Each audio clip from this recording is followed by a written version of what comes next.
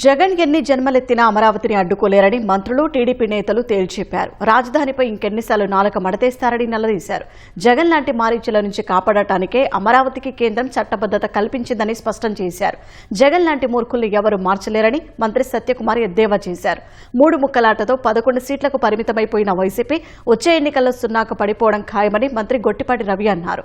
వచ్చే ఎన్నికల్లో పోటీ అమరావతికి మావిగన్కు మధ్య కాదని, రాష్ట్రాన్ని పునర్నిర్మిస్తున్న చంద్రబాబుకు ప్యాలెస్ లో కూర్చొని దోచుకుంటున్న జగన్ కు మధ్య అని మాజీ మంత్రి సోమిరెడ్డి చంద్రమోహన్ రెడ్డి అన్నారు. ఆ రోజు ఏం మాట్లాడారు? అమరావతి రాజధాని అన్నారు, 33,000 ఎకరాలు చాలన్నారు, ఓట్లు వేయించుకున్నారు. మళ్ళా మొన్నటి రోజు ఏం చెప్పారు? మేము అమరావతిని సంఘీభావం తెలుపుతున్నామన్నారు. ఈ రోజు మళ్ళా మావిగన్. ప్రజలు ఏమన్నా తిక్కోళ్ళు అనుకుంటున్నారా? 3 ముక్కలు చేశాడు. ఏ ముక్కలోనూ ఒక సిమెంట్ బస్తా వేయని జగన్ రెడ్డి గారు కూడా ఈ రోజు అమరావతి గురించి మాట్లాడుతుంటే మరి ప్రజలంతా మరి లండన్ మందులు పనిచేస్తున్నాయో లేదో, మైండ్ దొబ్బిందా?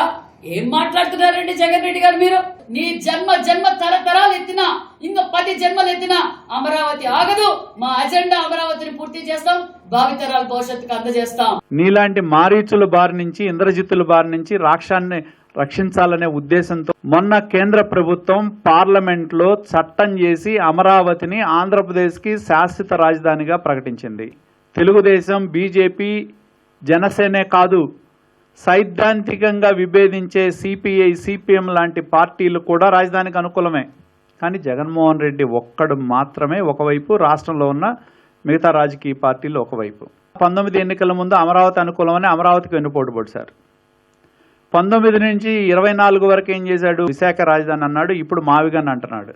అంటే ఉత్తరాంధ్ర వాసులకి సభలు పెట్టి బొత్సాలు, ధర్మానులు, అమర్నాథులు ఊరూరా తిరిగి విశాఖకి రాజధాని వచ్చిందని సంబరాలు చేసి ప్రజల్ని మోసం చేయడంతో పాటు వాళ్ళకు కూడా ఇవాళ జగన్మోహన్ రెడ్డి ఉత్తరాంధ్ర వాసులకి మావిగన్ ద్వారా వెన్నుపోటు పొడిచాడనేది స్పష్టమవుతా ఉంది. ఇంకా సిగ్గుండాలి వైకాపా పార్టీ నాయకులకి.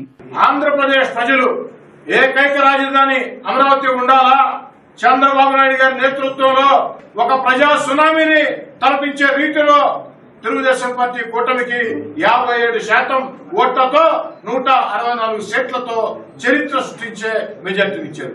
మరి ఆ ప్రజాతీర్పును కూడా గౌరవించకుండా ఓడిపోయిన తర్వాత మళ్లీ అమరావతి అన్ని రకాల అభివృద్ధిలో అడుగులు వేస్తూ ఉంటే మళ్లీ జగన్మోహన్ రెడ్డి గారు కాదు 3 రాజధానులు కాదు, అమరావతి కాదు, అయ్యంతా తూచ్, నేను మళ్లీ చెప్తున్నా మావిగన్ అన్నారు.